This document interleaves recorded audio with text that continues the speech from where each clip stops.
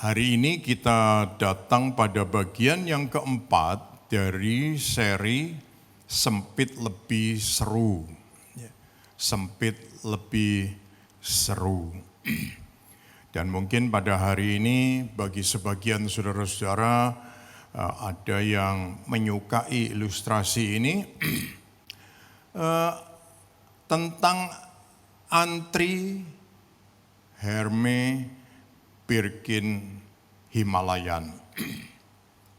Mungkin sebagian yang lain mungkin tidak tahu apa ini, juga tidak mempengaruhi keselamatan Anda, tapi yang tahu mungkin Anda berpikir-pikir hari ini AOC mengadakan giveaway sebuah tas yang keren yang akan didapat oleh orang-orang yang layak untuk menerimanya. Ya, puji Tuhan. Nah, saya yakin ada banyak orang suka dengan tas. Anda tahu tas, ya? Mungkin kalau orang laki itu tidak terlalu istilahnya kemalan.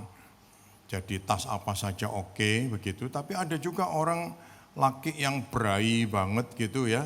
Jadi dia itu tas itu mele-mele, yang ini, yang itu gitu. Tapi ada kebanyakan orang-orang perempuan tentunya yang lebih suka dengan tas. Tapi saya juga ketemu dengan seorang yang dia itu di Papua Nugini punya yang namanya super value, itu ada 24 tempat yang gede-gede. Seperti Carrefour gitu, besar-besar ya. Saya jemput mereka suami istri di Juanda, lalu ngobrol-ngobrol, istrinya cerita sama saya, saya bilang saya kasih tahu suami saya jangan beli tas aneh-aneh buat aku, enggak tak pakai, dia bilang gitu. Ternyata benar, dia cuma bawa tas kecil ya, imitasi begitu ya, dia bawa begitu. Padahal dia sendiri punya usaha di luar dari usaha suaminya, usaha properti di kota-kota besar seperti di Port Moresby dan lain sebagainya itu luas-luas sekali. Nah, ada orang yang suka, ada yang enggak. Tapi saudara tahu bagaimana caranya untuk mendapatkan jenis tas ini? Ada banyak orang yang ngantri-ngantri, perlunya itu datang pergi sendiri ke luar negeri atau nyuruh orangnya, atau ngajak kawan-kawannya untuk mendapatkan. Kadang-kadang mereka itu datang butuhnya itu beli jenis-jenis tertentu yang mungkin sebagian kenal dengan nama Kroko atau Himalayan Diamond begitu ya. Yang harganya itu sampai sebagian orang sudah tahu bahwa itu sampai miliar-miliar harganya. Saudara-saudara sekalian, tapi mereka itu sangat antusias untuk hal seperti itu. Aneh ya, kadang-kadang datang pun oleh penjualnya tidak langsung dilayani dengan baik, malah disuruh beli sabuknya, disuruh beli bajunya, disuruh beli macam-macam tetek bengek yang mungkin kita tidak perlu. Dan itu pun sampai ratusan juta. Tapi belum tentu juga dilayani, beli yang hot item dari tempat itu. Ada orang yang kepingin sekali beli yang disebut lindi ostrich. Ternyata dia hanya diberi lindi yang biasa. Waduh, orangnya mangkel-mangkel. Dia datang lagi besoknya baru dia dilayani untuk mendapat yang lindi ostrich. Sampai kadang-kadang orang berpikir ini kenapa ya, metode apa gitu loh. Ya. Mungkin satu waktu, andai kata misalnya, katakanlah seorang yang namanya Lukas itu datang ke toko seperti ini, lalu sama mereka itu dilihat gitu loh. Dia di daftar langganannya, oh Lukas, pernah datangnya itu 7 tahun lalu, belinya cuma sabuk gitu. Ditanyain lagi sama dia, Anda mau beli sabuk lagi hari ini gitu. Loh enggak, aku mau beli ini. Karena apa? Titipan, saudara. Ya ternyata Sama sekali nggak ditawari itu, tapi justru yang diharapkan itu beli yang remeh-remeh dulu gitu loh. Nggak tahu kenapa seperti itu. Nah ini, ya saudara-saudara, ada orang yang sampai sudah bawa duitnya begitu banyak cash lagi. Ya, dia tidak dilayani dengan baik, sampai ngomel-ngomel, mangkel-mangkel, nangis-nangis gitu. Dibelain nangis ya. Karena apa? Merasa kecewa gitu. Sebab apa? Ini hal yang dianggap prestis. Wow. Saudara-saudara yang dikasihi Tuhan, ada banyak kali kita untuk sesuatu yang prestis itu kita itu usahanya luar biasa sekali. Ya. Lalu rasanya kita itu seperti bermain di jalan yang sempit. Betul bukan? Untuk mendapatkan yang disebut Hermes Birkin Himalayan, ini seperti Anda di jalan yang sempit. Tetapi di situ ada orang-orang yang suka dan mereka berani main begitu, ya, karena dianggap prestis. Nah, satu ketika terekamlah sebuah pembicaraan yang menarik soal jalan yang sempit. Lukas 13 ayat 23 sampai yang ke-30. Tapi ada dua ayat, yang pertama yang perlu kita perhatikan bersama, ayat 23 dan 24. Coba kita ucapkan sama-sama ayat ini. Dan ada seorang yang berkata kepadanya, Tuhan, sedikit sajakah orang yang diselamatkan? Jawab Yesus kepada orang-orang di situ, berjuanglah untuk masuk melalui pintu yang sesak itu, sebab aku berkata kepadamu, banyak orang akan berusaha untuk masuk tetapi tidak akan mendapat. Saudara-saudara sekalian, saudara perhatikan pesan ini. Orang ini dia mendengar dan melihat apa yang dikerjakan oleh Tuhan Yesus, lalu dia mulai bertanya. Ya, dia bertanya, serius dia tanya, Tuhan, sedikit sajakah orang yang akan diselamatkan? Ini, memang tentang keselamatan ini kita perlu serius dan tanya sama Tuhan ya. Hanya sedikitkah? Malah mungkin kita perlu tanya loh, Tuhan, aku ini termasuk enggak gitu loh. Orang itu juga bertanyanya seperti itu. Tuhan, kira-kira sedikitkah dan aku ini kira-kira masuk enggak gitu. Ya, karena Tuhan memang mengajarkan dan dia memberitahu terus tentang itu. Sehingga jawaban Tuhan dalam ayat ini dia berkata, berjuanglah untuk masuk melalui pintu yang sesak itu. Banyak orang yang akan berusaha, tetapi dia tidak akan dapat. Dalam pikiran kita tentu kita berpikir, loh, katanya ini adalah anugerah. Kok pakai sempit? Kok mesti berjuang? Saudara-saudara, ternyata Roh Kudus memberi kita satu pengertian bahwa inilah yang disebut dengan kata pemurnian. Pemurnian itu artinya pemisahan, dikhususkan, dan itu adalah anugerah. Ya, itu anugerah. Nah, sebelum kita masuk ke poinnya lebih lanjut, ingat ini saudara-saudara. Tuhan memurnikan kita lebih dulu, dan sebagai respon kita berproses makin murni. Coba kita ucapkan sama-sama. Tuhan memurnikan kita lebih dulu, dan sebagai respon kita berproses makin murni. Jadi kalau Tuhan tidak memurnikan kita lebih dulu, dia tidak memisahkan kita, dia tidak menguduskan kita lebih dulu, kita tidak akan punya respon untuk berproses makin murni.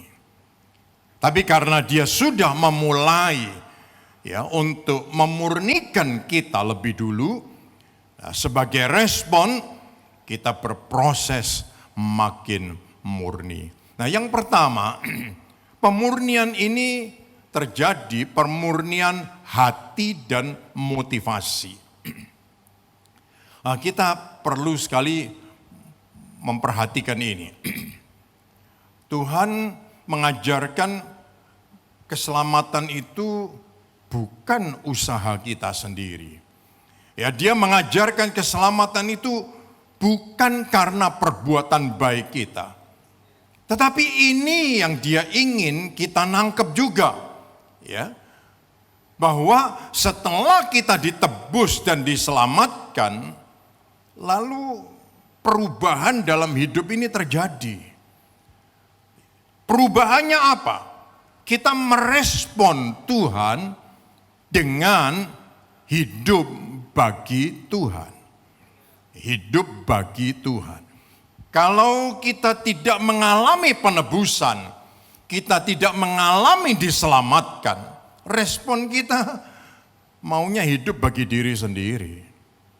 Dan kita tidak pernah mengerti tentang hidup bagi Tuhan.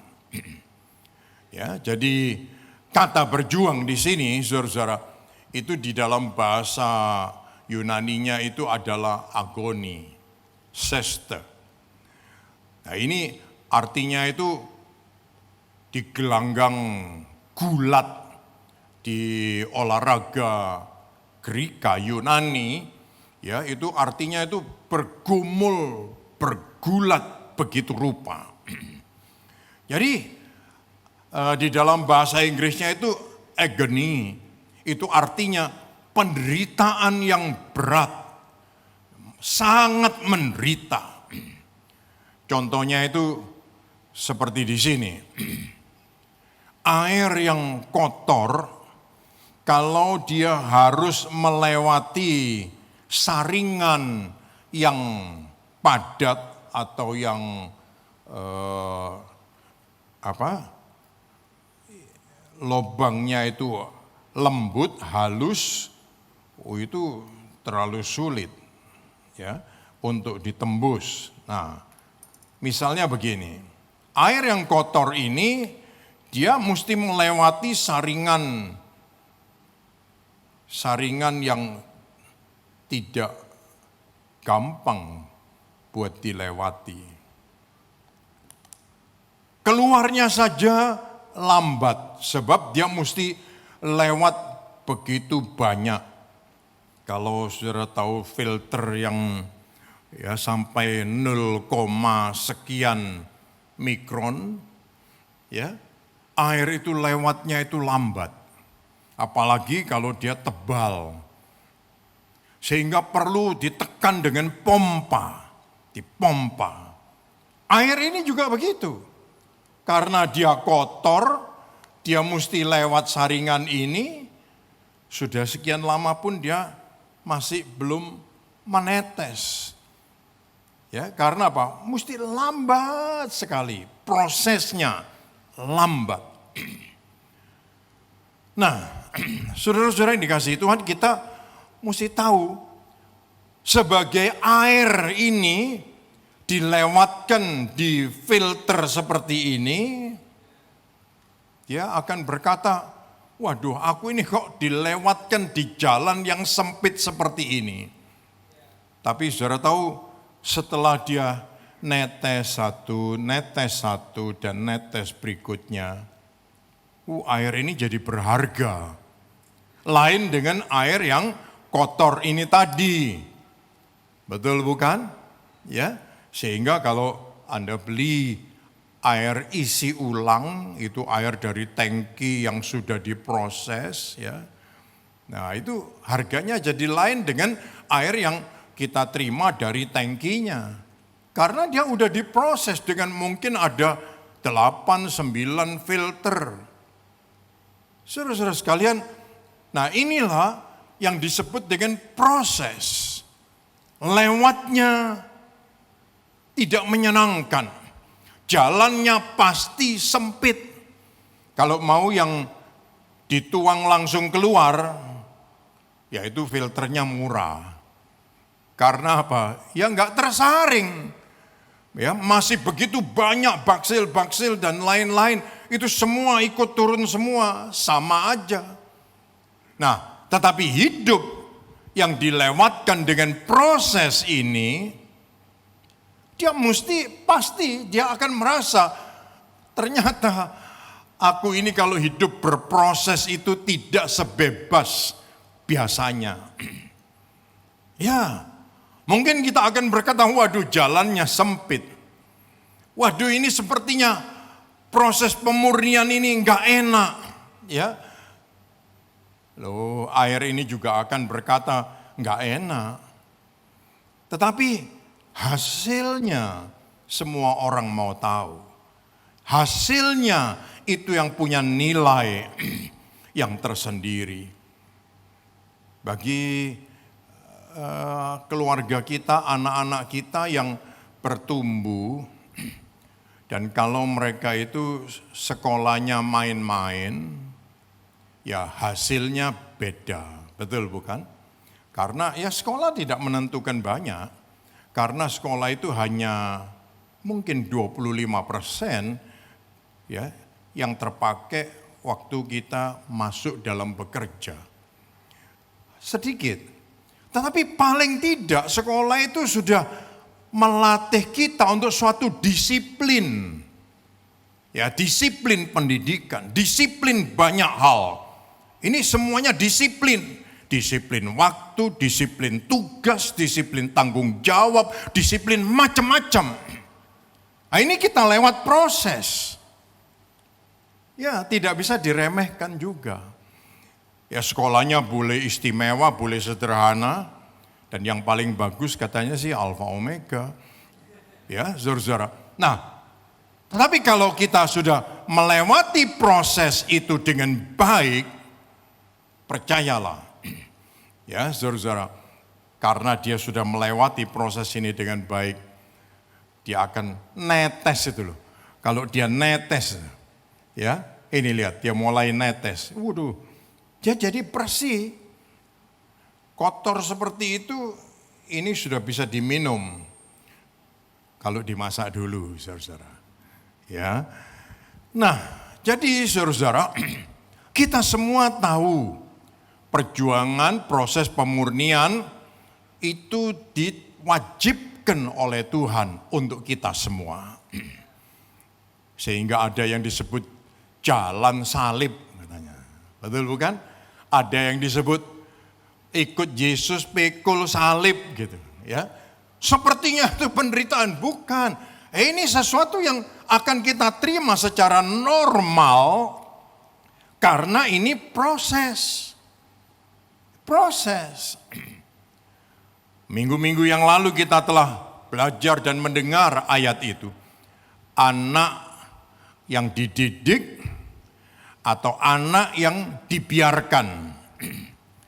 Kalau yang dibiarkan itu adalah anak sembarangan. Betul bukan? Nah, tapi kalau kita dididik, kita diberitahu ketentuan-ketentuan, disiplin, beda. Beda. Puji nama Tuhan.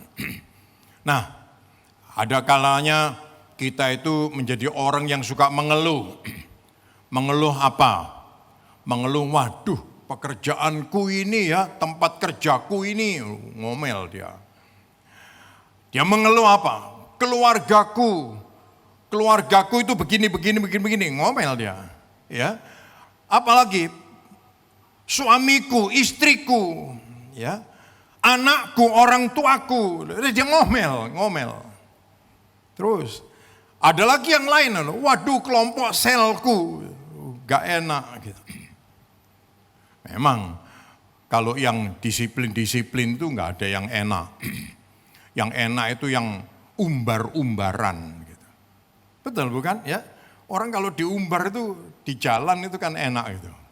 Tapi kalau coba disuruh jalan di jalan yang sempit, pathway, waduh dia mesti jalan hati-hati, kalau tidak kepleset gitu.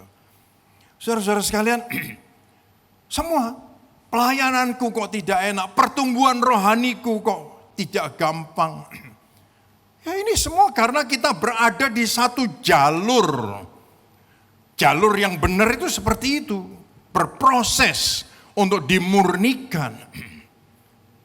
Puji Tuhan. Tapi ketika kita mengizinkan Tuhan untuk serta kita, lalu Dia akan bertindak untuk kita, dan kita akan mengalami mujizat pemurnian itu. Sekali lagi, Tuhan memurnikan kita lebih dulu, dan sebagai respon kita berproses makin murni. Yang kedua, pemurnian tujuan. Tujuan itu penting. Seorang penulis, dia berkata, sukses menuju tujuan itu menuntut tujuan kita satu dan jelas. Ya, success demands singleness of purpose. Jadi dia itu minta tujuan kita itu satu dan jelas. Ya, seorang motivator dia berkata, clarity your purpose. Perjelas tujuanmu. Jadi tujuan kehidupan itu Tuhan ingin supaya kita semua menemukannya dari sejak awal. Ketika kita tahu tujuan kita akan menemukan arti dalam perjalanan hidup kita. Tapi kalau kita tidak tahu tujuannya, perjalanan kita itu dianggap merepotkan dan kita tidak menemukan arti dalam perjalanan itu. Saudara-saudara, dan Tuhan mengajak kita dan Dia mengatakan berjuanglah. Jadi kata agony atau seste ini diucapkan dalam bentuk present, yang artinya itu bentuk sekarang, bukan bentuk lampau. Dan yang memerintahkan ini Dia ingin supaya ini dilakukan terus-menerus, bukan hanya sekali dulu, tetapi dilakukan terus. Ya, dilakukan terus, berjuang terus, berproses terus. Haleluya. Ada orang yang mungkin karena tujuannya nggak jelas. Jadi tujuannya itu dia maunya kalau ada pelayanan besar. Kalau ada event-event besar. Mungkin Natal, mungkin camp, mungkin seminar, mungkin KKR. Sesudah itu dia stop. Tujuan. Ya. Orang-orang yang mungkin dulunya dia melayani semangat, lalu sekarang dia berkata gantianlah yang muda-muda gitu. Tujuannya kemana ini tiap orang memang perlu punya arah yang benar. Saudara-saudara, jadi mari kita semua mau melihat ini. Tuhan menghendaki supaya kita itu berproses terus. Bukan hanya satu masa, tapi terus berproses. Ya, jangan sampai kita kehilangan tujuan dari hidup ini. Dan Tuhan menyuruh kita berada tetap di jalan yang sempit karena Dia cinta kita semua. Sekali lagi, Tuhan memurnikan kita lebih dulu dan sebagai respon kita berproses makin murni. Coba kita ucapkan sekali lagi saudara-saudara supaya tidak lupa.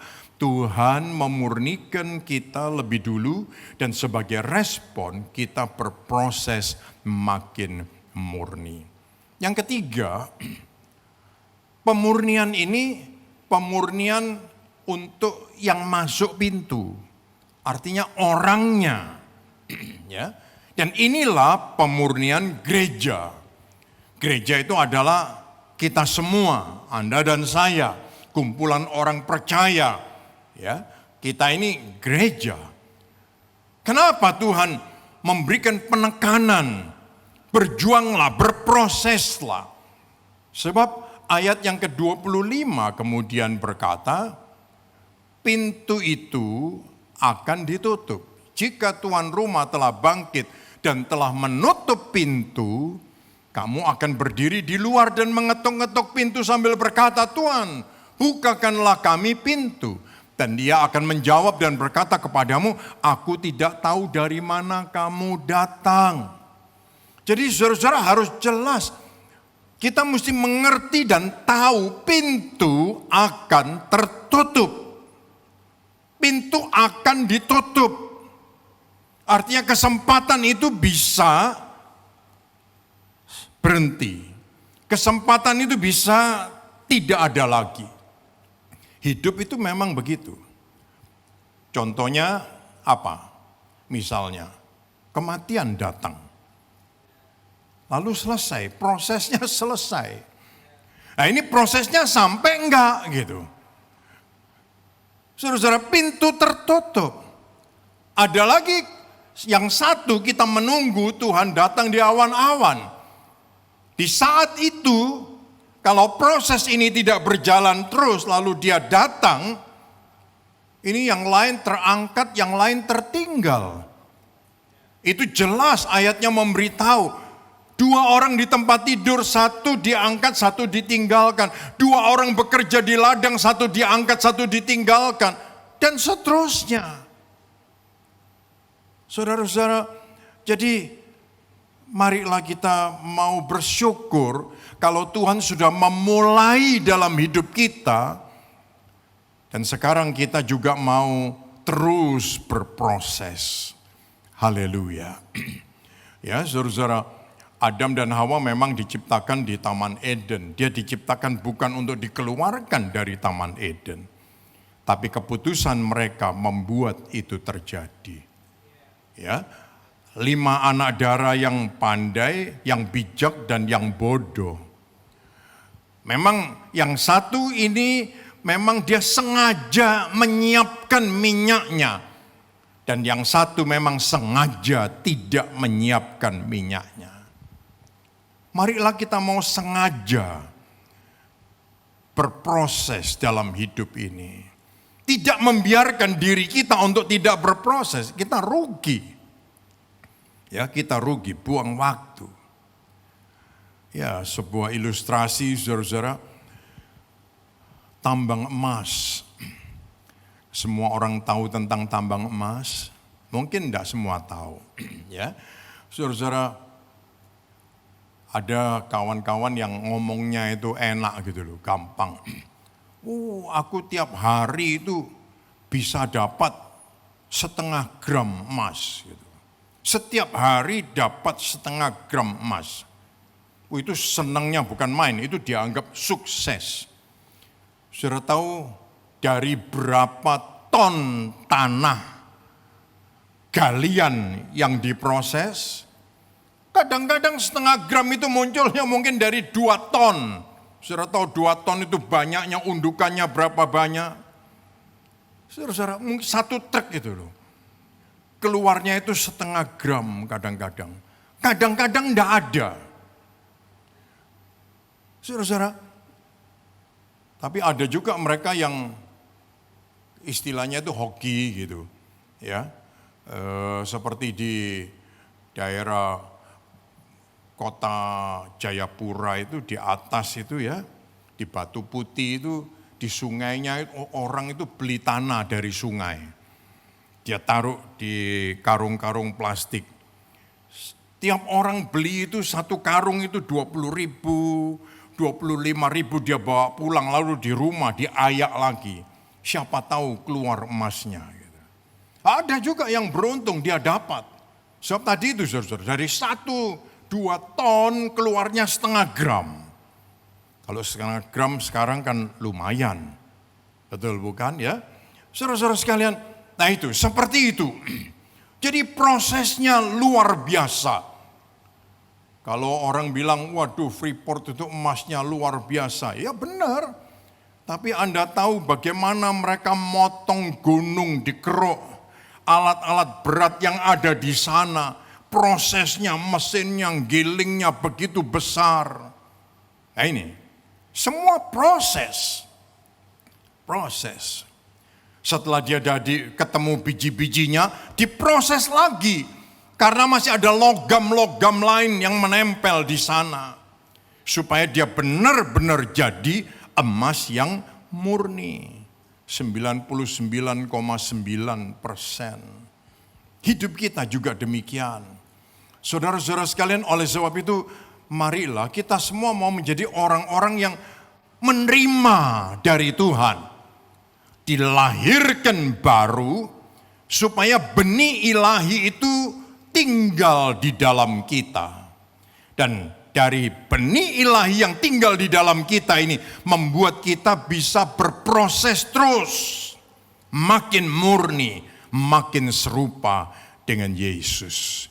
Puji nama Tuhan. Dan Tuhan Yesus memberikan peringatan yang kuat sekali di ayat 26 dan 27 dari Lukas 13. Tuhan Yesus mengatakan ini, maka kamu akan berkata, kami telah makan dan minum di hadapanmu dan engkau telah mengajar di jalan-jalan kota kami.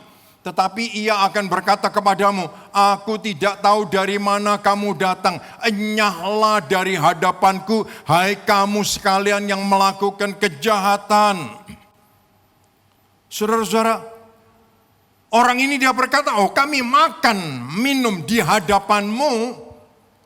Engkau mengajar di kota kami. Tapi dia berkata, aku tidak tahu kamu datang dari mana. Enyahlah dari hadapanku. Tuhan bukan pendusta. Kalau dia tahu ya tahu. Kalau dia mengatakan tidak tahu ya tidak tahu. Saudara-saudara sekalian, kadang-kadang kita sendiri yang ngomong begitu. No. Ya, ada seorang kawan dia berkata begitu. Aku ini makan semeja dengan si A, si B, si C, si D. Saya ya tersenyum saja, ya hoki lu gitu. Lu sudah minta nomor handphonenya, lu sudah kenalan, lu dapat kartu namanya gitu. Ternyata semuanya enggak, cuma semeja dan diem-diem saja. Saudara-saudara sekalian, apa artinya gitu? Betul bukan? Nah, perhatikan ayat ini. Saudara-saudara, kadang-kadang kita sendiri yang ngomong seperti itu. Oh, kalau sama Tuhan Yesus aku ini dekat banget gitu loh. Kalau ditanya, apa yang dia omong sama kamu, kamu terima enggak? Dengar aja enggak, kok nerima gitu loh. Nah ini, saudara-saudara sekalian, ayo, Tuhan mengingatkan kita. Sekali lagi, strong reminder dari Tuhan Yesus. Dia berkata, kalau sampai pintu tertutup, dia tidak bisa dibuka lagi. Ya, kalau sampai pintu tertutup, tidak bisa dibuka lagi. Jadi, pemurnian untuk yang masuk pintu, untuk orang-orang yang masuk pintu, itu artinya, marilah kita mau supaya hati kita ini tetap rendah hati di hadapan Tuhan. Terbuka lebar buat Tuhan. Terbuka untuk dibentuk oleh Tuhan. Haleluya. Dan kita yakin pemurnian itu terus terjadi dalam hidup ini. Dan hasilnya seperti ini. Dari air yang kotor jadi air yang bersih. Puji Tuhan. Saudara-saudara sekalian, jadi ada sebuah kejutan tetapi bukan kejutan. Tuhan Yesus dia berkata di ayat yang ke-30. Sesungguhnya ada orang yang terakhir yang menjadi orang yang terdahulu. Dan ada orang yang terdahulu akan menjadi yang terakhir. Ini memang bicara soal orang Yahudi dan non-Yahudi. Orang Yahudi itu menolak. Orang Yahudi itu mendapat prioritas pertama. Tetapi dia tidak mau. Dia menyepelekan, dia meremehkan, dia menghina. Sehingga orang lain mendapat kesempatan itu. Nah, Tuhan ingatkan kita, saudara-saudara. Sekali lagi, Tuhan memurnikan kita lebih dulu. Dan sebagai respon kita berproses makin murni. Kita ucapkan sekali lagi, Tuhan memurnikan kita lebih dulu. Dan sebagai respon kita berproses makin murni. Sebuah kesimpulan. Ada seorang petani, dia punya sawah tanah yang luas. Dia bekerja di situ pakai alat untuk meluku, ya, membajak. Di tengah-tengah itu ada satu batu yang besar. Dan batu ini seringkali mengganggu sehingga pisau mata bajaknya itu seringkali patah, kalah, rusak karena batu ini. Karena sudah sekian lama dibiarkan, dia pikir ini karena batu ini mungkin dia berakar sampai ke dalam gitu. Jadi dibiarkan daripada repot. Ya ngalah lah. Ya, rusak-rusak ganti lagi, rusak ganti lagi. Tapi lama-lama dia capek. Ini kok merusak mata bajakku terus. Nah, satu hari dia panggil kawan-kawannya untuk coba membongkar batu ini. Dia sediakan linggis, dia sediakan palu, dia sediakan macam-macam. Ketika diperhatikan benar, mau ditangani benar, ternyata batu ini hanya tebalnya 50 cm. Tidak sampai ke dalam. Waduh, dia berhenti sebentar, dia tersenyum. Bertahun-tahun dia mengganggu pekerjaanku. Ternyata sebenarnya ini remeh sekali.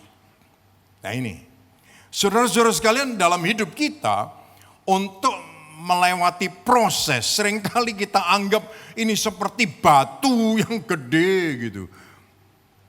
Padahal batu ini tidak ada apa-apanya sebenarnya. Apa batu yang besar ini?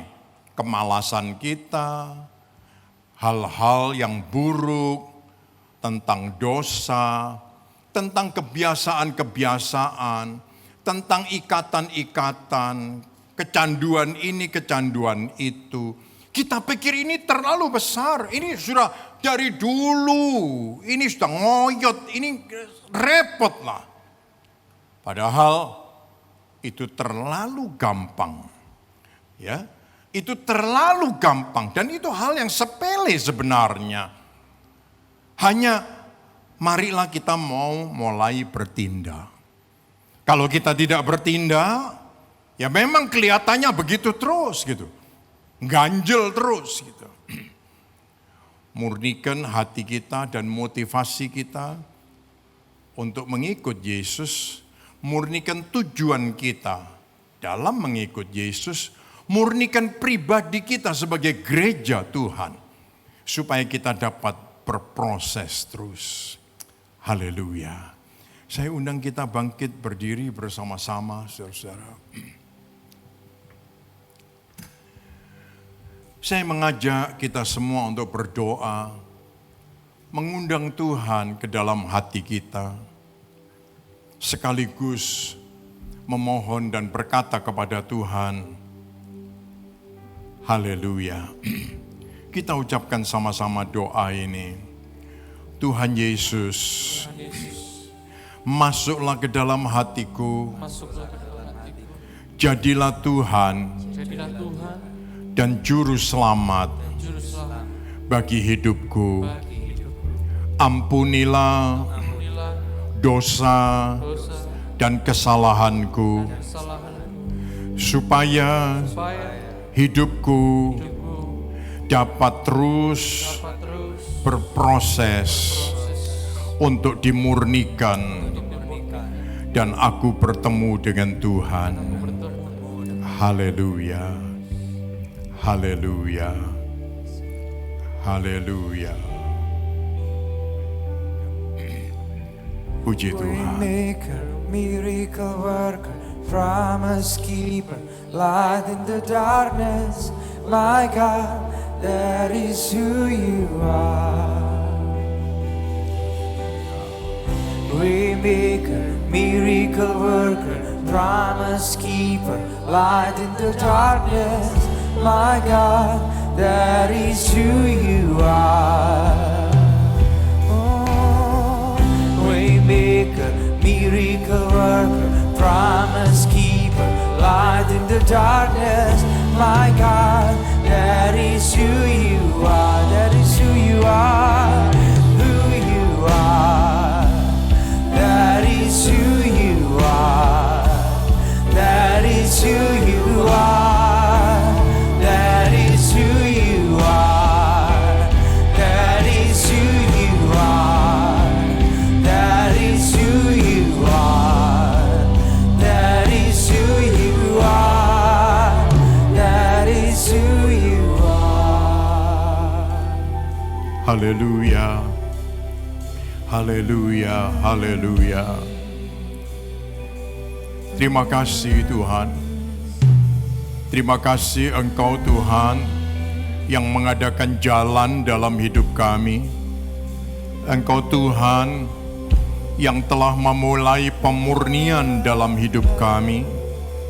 Engkau Tuhan yang memungkinkan hidup kami berproses terus dalam pemurnian. Terima kasih. Terima kasih buat anugerah dan kasih sayang-Mu. Terima kasih. Terima kasih Tuhan. Terima kasih. Umat-Mu diberkati oleh Tuhan dengan segala berkat yang dari surga, berkat-berkat di atas muka bumi.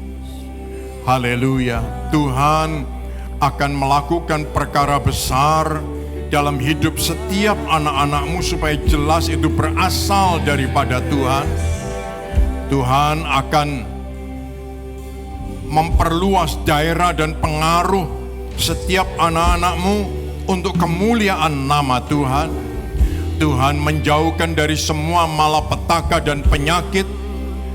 Ya Tuhan, supaya kami boleh berkarya bagi Tuhan dan sesama. Kami yakin berkat dari Bapa, Anak, dan Roh Kudus menjadi bagian kita semua di hari ini dan minggu yang akan datang, membuat kita berjuang, berproses untuk kemuliaan nama Tuhan. Kami menyambut berkat Tuhan di dalam nama Tuhan Yesus Kristus. Bersama kita mengatakan, amin. Tuhan memberkati kita semua sampai minggu yang akan datang.